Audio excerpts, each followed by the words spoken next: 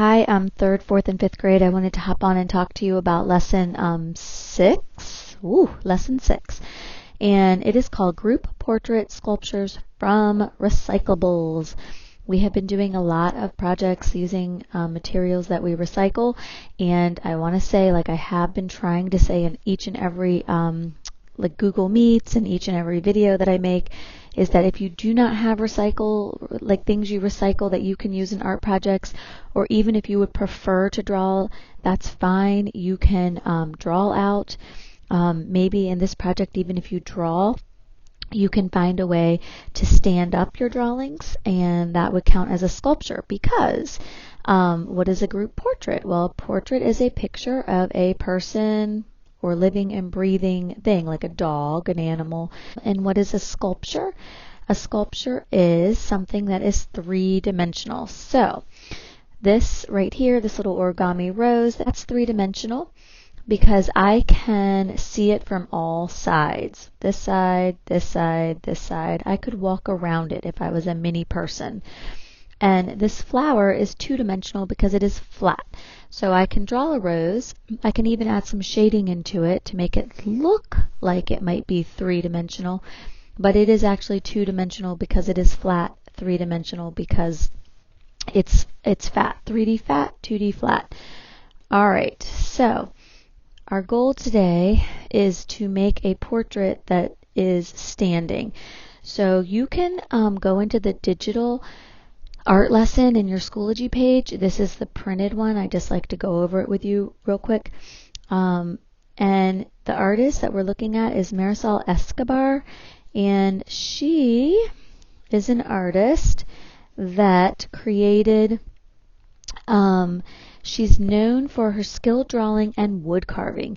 She is known from her work of family groupings and personal interactions. She uses exaggerated features in her sculptural portrait. So not necessarily realistic, maybe like a long neck. This is kind of a cool style of artwork. So you can look more at her artwork if you would like. And then the project is asking you, who do you live with? How would you describe each person? So maybe you could use, like, I'm an artist, so maybe I could have a paintbrush. My daughter likes to play Roblox. Maybe she could have a Roblox character.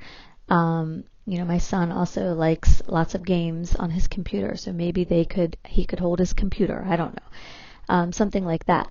In my portrait, I think that I'm going to talk about height because it's a big topic in our family right now. My son just outgrew me. He's taller than me finally.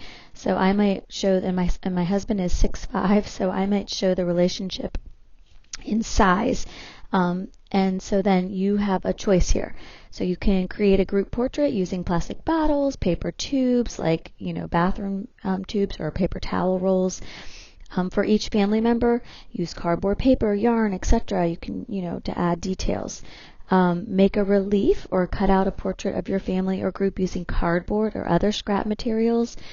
I'm going to use a box that I used in my primary lesson, kindergarten, first, second grade, to make the bodies. Excuse me. And I'm using a old Christmas card to cut out the faces, but you can draw them as well. But if you have an old, holiday card or greeting card or something with your faces on that you don't need, that's an option, probably quicker. And then use paper and cereal box cardboard to create a group portrait. So I'm going to go ahead and show you in my sped up fashion how I would do that.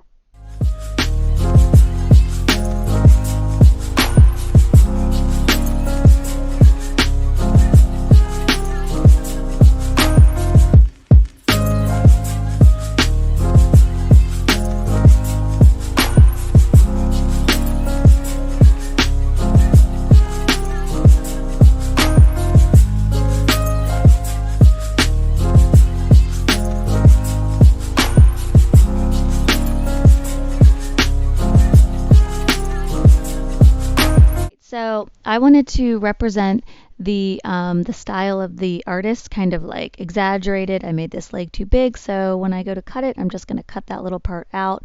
The legs look kind of funny, but it kind of looks very folky, artsy too.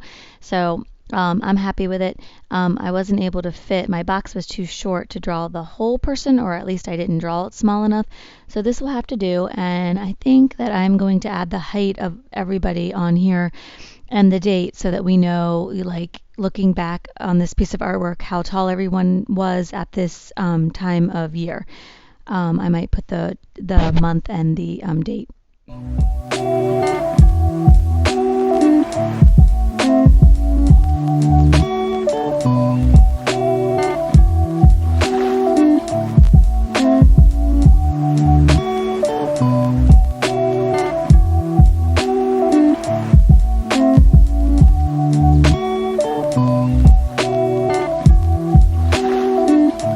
Guys, I am totally done. I am happy with the way it turned out.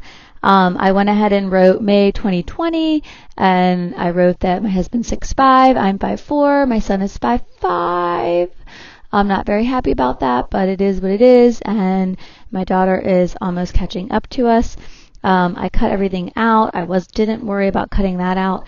Cutting this thick cardboard from a box, from a food box, was tricky. So if you need help, you might have to ask your parents to help you cut it out, or you can leave a line, so like a shadow. So I cut here, leaving a shadow. Sorry about my cord here.